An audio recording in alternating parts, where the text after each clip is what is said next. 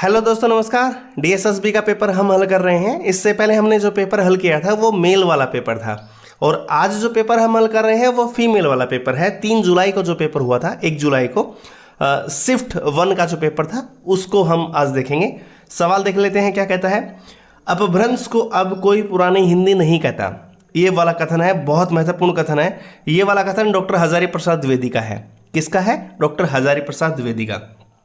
अगला सवाल क्या कहता है? अगला सवाल कहता है कि एक ग्रंथ के रूप में डॉक्टर नगेंद्र ने हिंदी साहित्य की पहली रचना कौन सी मानी है?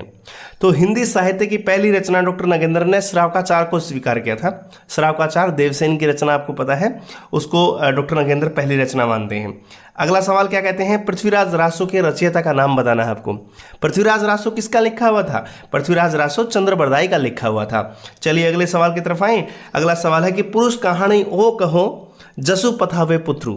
ये बहुत फेमस पंक्ति है, विद्यापति की पंक्ति है। चलिए आपको हिंट दे देते हैं कि बताइए ये पदावली में से है कि कीर्तिलता में से है। कमेंट करके जल्दी बताइए क्या सही उत्तर रहेगा इसका। चलिए अगले सवाल की तरफ आते हैं। भक्तिकालीन हिंदी काव्य की सर्वाधिक प्रमुख भाषा कौन सी थी? देखिए, हिंदी में भक्ति काल में अधिकतर जो काव्य लिखा गया है वो ब्रज भाषा में लिखा गया है। तो सर्वाधिक महत्वपूर्ण भाषा या प्रमुख भाषा जो थी वो ब्रज भाषा थी। अगला सवाल, अमीर खुसरो के गुरु का क्या नाम था? अमीर खुसरो के गुरु का नाम माना जाता है निजामुद्दीन औलिया। निजामुद्दीन औलिया आपको पता ही, एक शेर भी था, पंक्ति भी थी, गोरी सोए सेज पर मुख पर डारे केस, इनकी मृत्यु पर उन्होंने कहा था। चलिए, आधुनिक युग के प्रवर्तक और पथ प्रदर्शक किसको हम मानते हैं? तो आधुनिक युग के प्रवर्तक और पथ प्रदर्शक जो है वो भारतेंदु हरिश्चंद्र को माना जाता है। नेक्स्ट अगला देखते हैं। आधुनिक काल का समय कब से कब तक माना जा सकता है? देखिए, यहाँ पर ये चीज़ डिफाइन नहीं कि किसके अनुसार है। तो सर्वमान्य जो मत है उसकी बात हम करें तो 1900 से अब तक जो है हम आधुनिक काल मान लेते हैं, 1900 से अब तक। ठीक है, चलिए नेक्स्ट अगला सवाल है कि ओरछा नरेश इंद्रजीत का दरबारी कवि कौन था? राव इंद्रजीत ओरछा नरेश, ये वहाँ सवाल पिछले पेपर में भी हमने देखा था। वहाँ पूछा गया था कि केशव दास किसके दरबार में दरबारी कवि थे। तो यहाँ पर उल्टा दे दिया गया है कि राव इंद्रजीत के दरबार में कौन कवि था। यहाँ केशव दास इसका सही उत्तर हो जाएगा। चलिए अगले सवाल की तरफ आते हैं। आचार्य महावीर प्रसाद द्विवेदी सरस्वती के संपादक कब बने थे? 1903 में सरस्वती के संपादक हजारी प्रसाद द्विवेदी जी बने थे। और आपको पता है 1900 में सरस्वती पत्रिका का प्रकाशन होता था, इंडियन प्रेस से निकलती थी। ठीक है, तो आपको बताना है कि सरस्वती पत्रिका के पहले संपादक कौन थे, ये आप हमें कमेंट करके बताएं। चलिए अगले सवाल की तरफ आते हैं। अगला सवाल क्या कहता है कि बौद्ध धर्म साहित्य किस भाषा में बहुलता से मिलता है? कौन सी भाषा है? आपको पता है कि बौद्ध धर्म के जितने भी उपदेश हैं वो पाली भाषा में है। अधिकांश तौर पर या अधिकतर जितना भी है वो पाली भाषा में ये मिलता है बौद्ध धर्म का साहित्य। ठीक है, चलिए अगला सवाल। आदिकाल में यानी कि वीरगाथा काल में समय की सीमा पूछी है कि समय क्या था? वीरगाथा काल जो माना जाता है मैक्सिमम, अगर आप सब विद्वानों को देखेंगे तो सर्वमान्य मत है कि 10 से 14वीं शताब्दी तक माना जाता है। 10वीं से 14वीं सदी तक जो था वो आदिकाल का समय निर्धारित था। चलिए अगले सवाल की तरफ आते हैं। अगला सवाल है कि सूरदास ने भ्रमर गीत में किसका वर्णन किया है? भ्रमर गीत में निर्गुण ब्रह्म का उपहास किया है या फिर निर्गुण ब्रह्म में आस्था प्रकट की है? 2 सवाल है आपके लिए। तो निर्गुण ब्रह्म का उपहास है भ्रमर गीत में। ठीक है, यहाँ उद्धव आता है, आपको पता है, और उद्धव जो है वो निर्गुण उपदेश देता है, ब्रह्म का उपदेश देता है, योग का उपदेश देता है, जिसको गोपियां ठुकरा देती हैं। और प्रेम का जो गीत आलाप करती हैं गोपियां वो भारी पड़ती हैं बजाय कि निर्गुण के। तो निर्गुण ब्रह्म का उपहास है, गोपियों के माध्यम से उद्धव का उपहास इसमें किया गया था। चलिए अगले सवाल की तरफ आते हैं। रीतिकालीन कविता का आरंभ केशवदास की किस रचना से माना जाता है? तो केशवदास की रचना रसिक प्रिया जो थी ना, उससे हम मानते हैं कि रीतिकाल की शुरुआत हो गई थी। ठीक है, हिंदी साहित्य का आरंभ किस शताब्दी से हम मानते हैं? अभी हम ऊपर जवाब दे के आए हैं कि हिंदी साहित्य का आरंभ हम 10वीं सदी से मानते हैं। 10वीं से 14वीं सदी तक हमने स्वीकार किया है आदिकाल हुआ करता था। चलिए अगले सवाल की तरफ आते हैं। हिंदी साहित्य का गद्य काल किसे कहते हैं? गद्य काल या आधुनिक काल, गद्य काल और आधुनिक काल के प्रवर्तक और पथ प्रदर्शक जो थे वो भारतेंदु हरिश्चंद्र थे। तो आधुनिक काल को गद्य काल कहा जाता है। ठीक है, ये नाम किसने दिया था आधुनिक काल को गद्य काल, ये आप हमें कमेंट करके बता सकते हैं। चलिए अगला सवाल। जैन पद्म पुराण का अनुवाद किसने किया? जैन पद्म पुराण का अनुवाद किया था दौलत राम ने। बेहतरीन सवाल है ये, एक नया सवाल आपके लिए हो सकता है कि जैन जो पद्म पुराण था उसका अनुवाद किसने किया था? तो वो दौलत राम थे जिन्होंने इसका अनुवाद किया था। ठीक है, चलिए अगले सवाल की तरफ आते हैं। अगला सवाल क्या कहता है, निम्न विकल्पों में से कुछ पुस्तकों और लेखकों के जोड़े दिए गए हैं, एक जोड़ा गलत है, बताइए कौन सा जोड़ा गलत है। तो पहले मैं आपको बता दूं, भाषा योग वशिष्ठ, भाषा योग वशिष्ठ जो है वो नाभा दास की नहीं है, यही जोड़ा गलत है। आपको पता नचिकेतोपाख्यान ये सदल मिश्र की है, श्रृंगार रसमंडन विठलनाथ की है, प्रेम सागर लल्लूलाल की, ये तीनों ठीक है। भाषा योग वशिष्ठ नाभा दास की नहीं है। ठीक है, तो अगर इनकी नहीं है तो किसकी है, ये भी आपसे हम पूछ लेते हैं। चलिए कमेंट करके बताइए, भाषा योग वशिष्ठ जो पुस्तक है कई दफा हमने बताई है वो किसकी है। ठीक है, चलिए अगले सवाल की तरफ आते हैं। बहुत आसान सवाल, महादेवी वर्मा की रचना जो है अतीत के चलचित्र, वो कैसा संग्रह है? वो आपको पता है संस्मरण है, और संस्मरणों का एक संग्रह है अतीत के चलचित्र। ठीक है, नेक्स्ट, चंद्रधर शर्मा गुलेरी की सुविख्यात कहानी कौन सी है? अब इसका उत्तर मैं आपको नहीं बता रहा हूं, क्योंकि अगर इसका उत्तर भी आप अगर नहीं जानते हैं तो फिर एक सोचनीय विषय हो सकता है। चलिए ठीक है, अब अगले सवाल की तरफ आते हैं। दूसरा पार्ट है, दूसरे पार्ट को देख लेते हैं। रानी केतकी की कहानी, इस कहानी के बारे में कौन सा कथन सत्य नहीं है? ये वाला अच्छा सवाल हो सकता है। रानी केतकी की कहानी, और इस कहानी के बारे में कौन सा कथन सत्य नहीं है? देखिए पहली बात, रानी केतकी की कहानी ठेठ हिंदी में है, बिल्कुल सही बात है।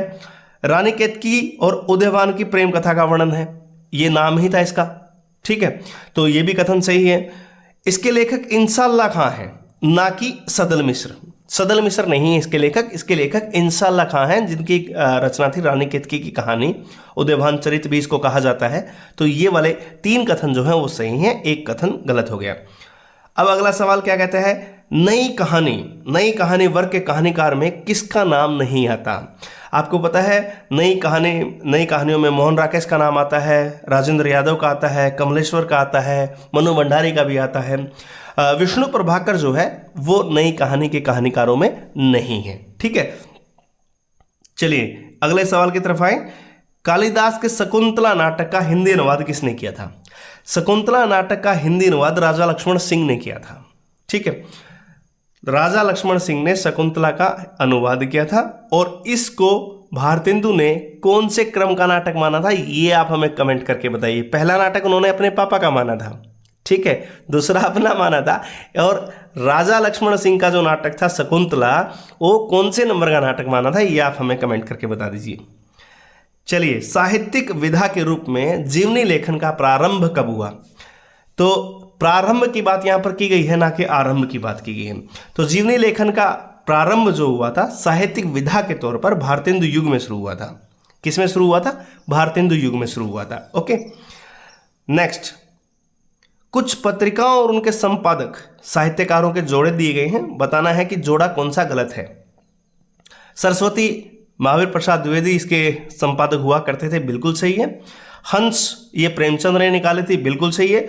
माधुरी प्रेमचंद की भी थी, और इसके अलावा रूपनारायण पांडे इन्होंने भी इसका संपादन किया था, तो दोनों सही है ये। ठीक है, और अब ये सुधा जो पत्रिका है वो सुमित्रानंदन पंत ने नहीं निकाली थी, तो ये वाला गलत है। सुधा जो है सुमित्रानंदन पंत की नहीं है।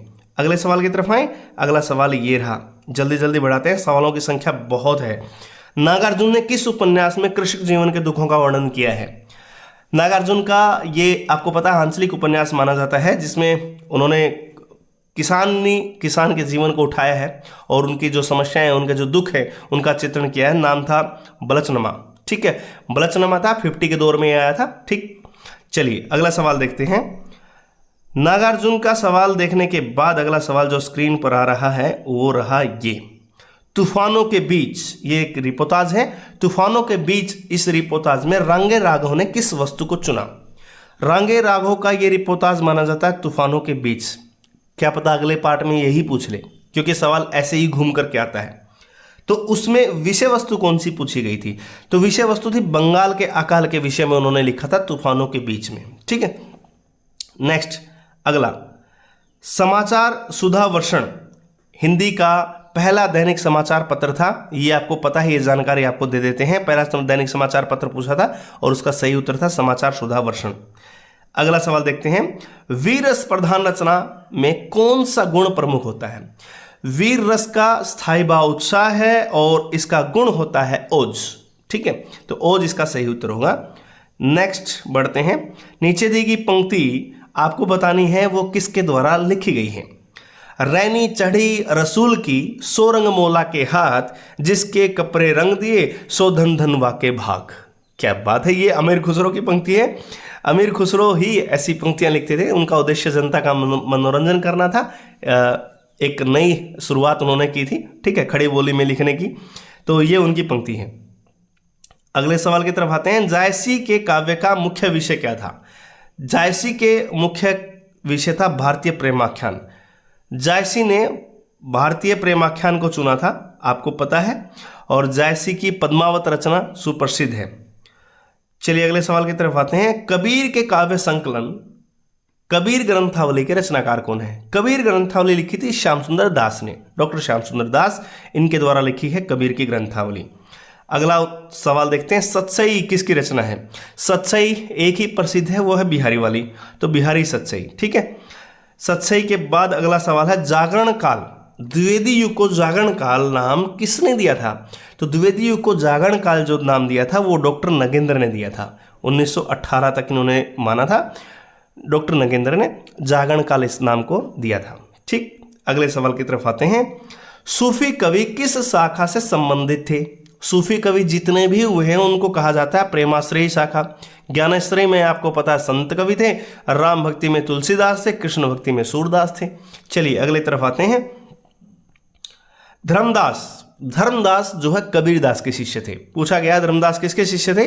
धर्मदास कबीरदास के शिष्य थे। अगले सवाल की तरफ चलते हैं, निम्न में से किस ग्रंथ की सर्वाधिक टीकाएं लिखी गई हैं? अगर सबसे ज्यादा किसी की टीकाएं लिखी गई थी तो ये हमने कई दफा आपको बताया है, वो एक रचना थी जिसको आप बिहारी सतसई के नाम से जानते हैं। तो बिहारी सतसई के सर्वाधिक टीकाएं हैं। ठीक है, अगले सवाल की तरफ आते हैं। अगला सवाल क्या कहता है, कविता कौमुदी के रचयिता कौन है? कविता कौमुदी रामनरेश त्रिपाठी की रचना थी। और आपको याद दिला दें, रामचंद्र शुक्ल जी ने जब इतिहास लिखा तो उन्होंने कुछ हिस्सा कविता कौमुदी से भी लिया था। ठीक है, रामनरेश त्रिपाठी की रचना है, बहुत फेमस ये पंक्ति है, रचना है। महादेवी वर्मा की रचनाओं का सही कालक्रम निर्धारित करना है, वो आपको याद ही है, निर्निशा करके, है ना। चलिए पहले कौन सी है? पहले रश्मि है, इसमें पहले रश्मि आएगी, फिर सांध्य गीत, फिर दीपशिखा और सप्तमणा सबसे बाद में है। तो सप्तमणा सबसे बाद में होती, पहले रश्मि है, फिर सांध्य गीत, फिर दीपशिखा, फिर सप्तमणा। हालांकि इससे पहले निहार, निर्जा ये भी हैं, ठीक है, लेकिन वो यहाँ पर ऑप्शन में नहीं है।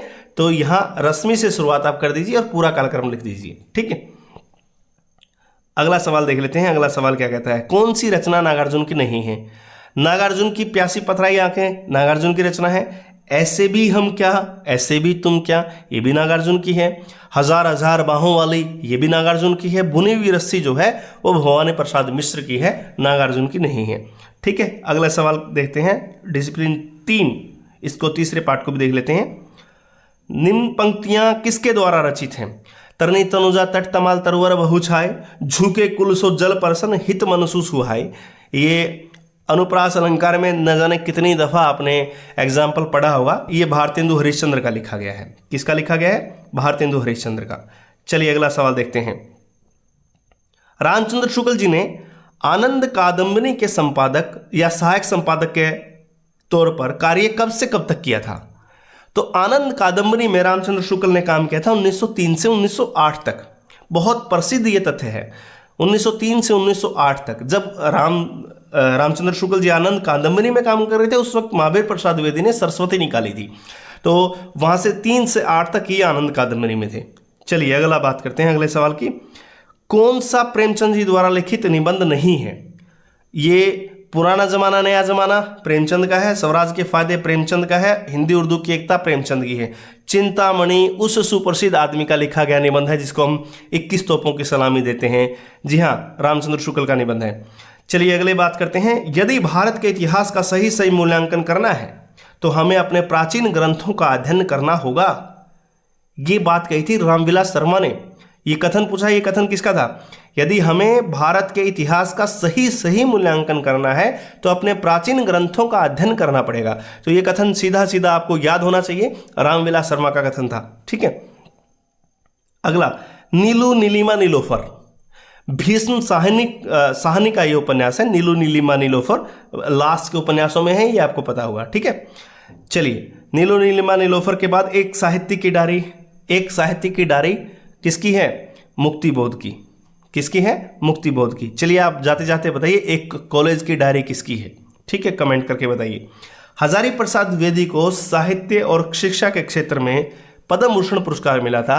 आपको बताना है ये पद्म भूषण पुरस्कार कब दिया गया था?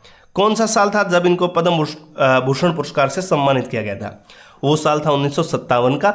1957 में हजारी प्रसाद द्विवेदी को साहित्य और शिक्षा के क्षेत्र में पद्म भूषण से अलंकृत किया गया था।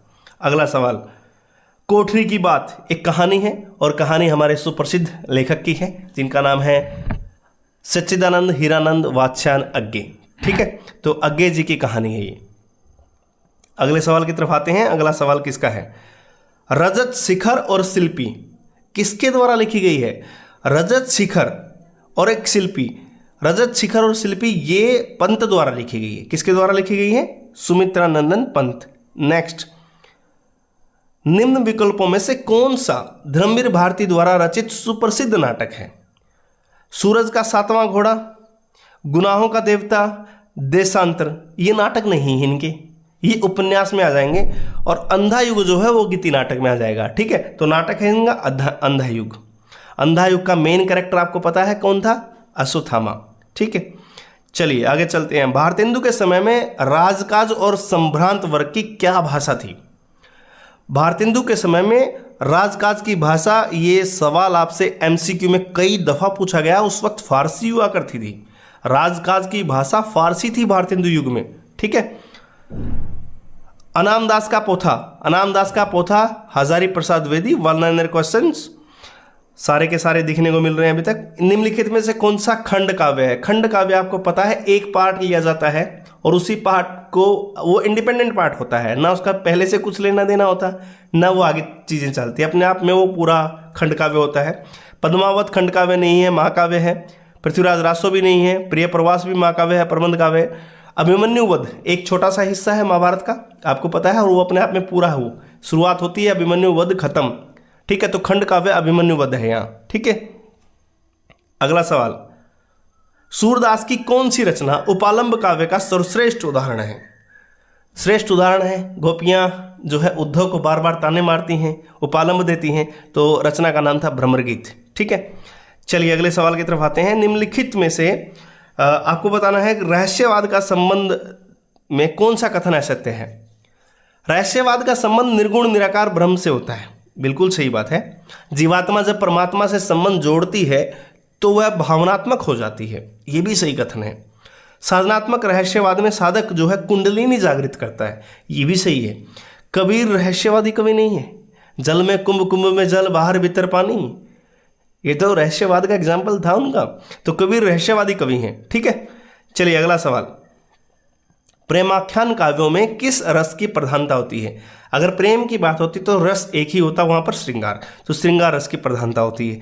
नेक्स्ट, अगले सवाल की तरफ आते हैं। निम्न विकल्पों में से कौन सा विकल्प गलत है?